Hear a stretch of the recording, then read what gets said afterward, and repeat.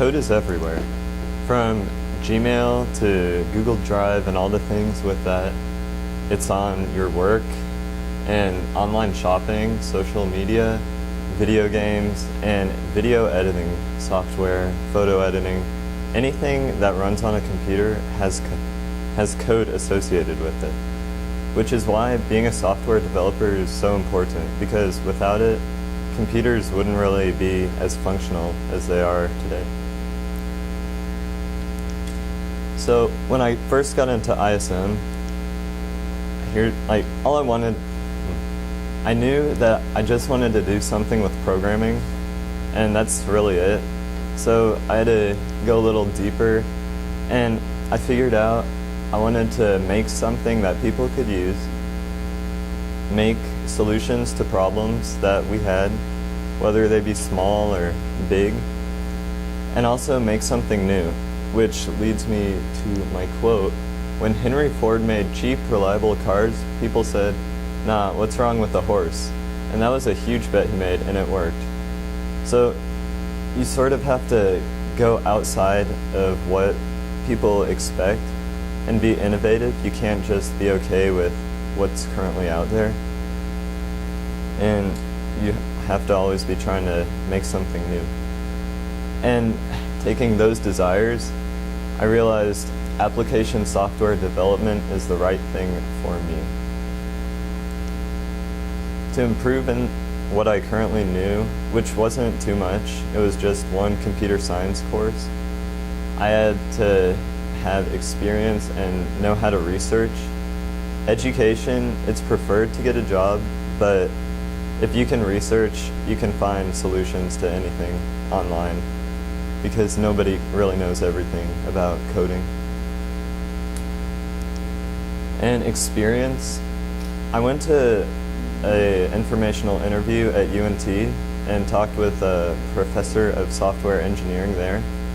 And she said that the best way to gain skills was to find a project and sort of just go at it, and also contribute to open source projects on GitHub or other sites, because this sort of takes an idea that you have and you have to learn how to get to the final product. It's not out there anywhere. You have to learn how to research, how to take what you know and put it into program language.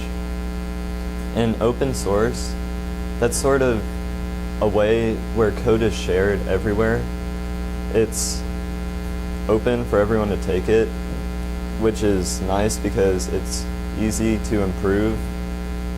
People know what they're actually using when they use the code, and everyone can improve it, which is why contributing to it is good for experience. I went to the MoneyGram office to have an informational interview with one of my dad's friends there, and I noticed that the office, like the picture, it was very open and just nice, pleasant to look at. It wasn't cubicles, which I think are kind of boring. And I asked him why are developers' offices usually open? Why are they not closed in with just a computer? And he told me it's because of agile development. And there are two main methodologies to developing. One of them is agile, which is why offices look like that.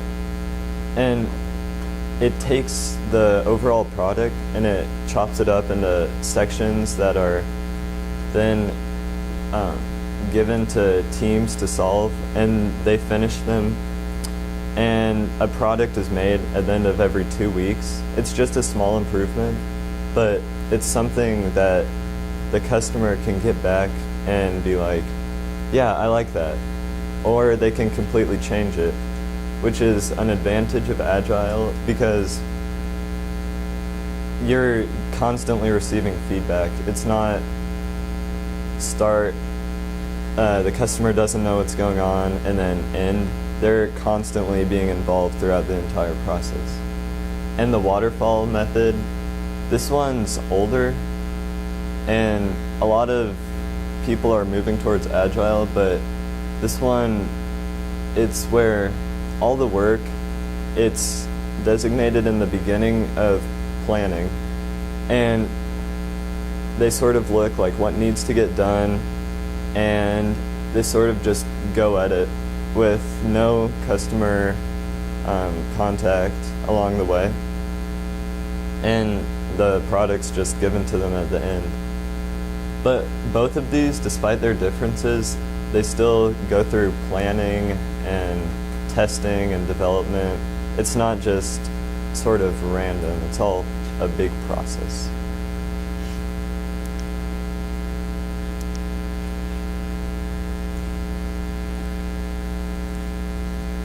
To complete large projects, ones that often require internet, it's very hard to just get away with using one programming language. You have to use front-end and back-end technologies. So front-end, that's the stuff that's on your web browser, like HTML, CSS, which makes the websites. And back-end technology, that's more database style. And that stores all the info and it relays it to the web browser. So I learned about how these connected at a Dr. Pepper informational interview, where Mr. Alphonse, he sort of guided me through how a user, they call a request, it gets sent from their web browser through the network to the servers. It's a big process, but it all goes into making web applications and applications in general. And the first research I did regarding what I wanted to do for final product was learning about databases. I had a general idea of what they did.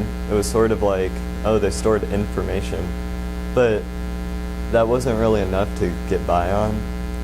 So I looked at what they were really for, and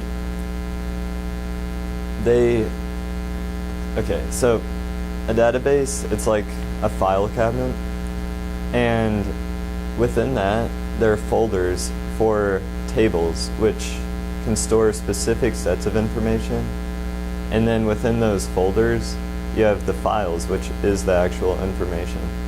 So that could be used for really anything.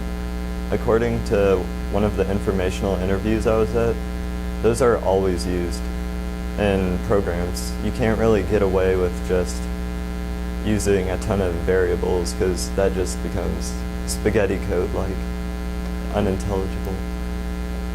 So this is where I'm at right now with my research.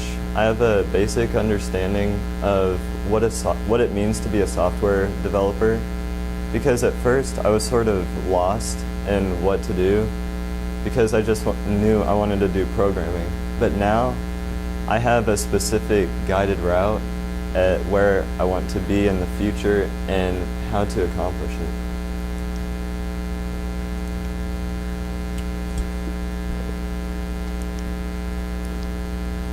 Okay. No.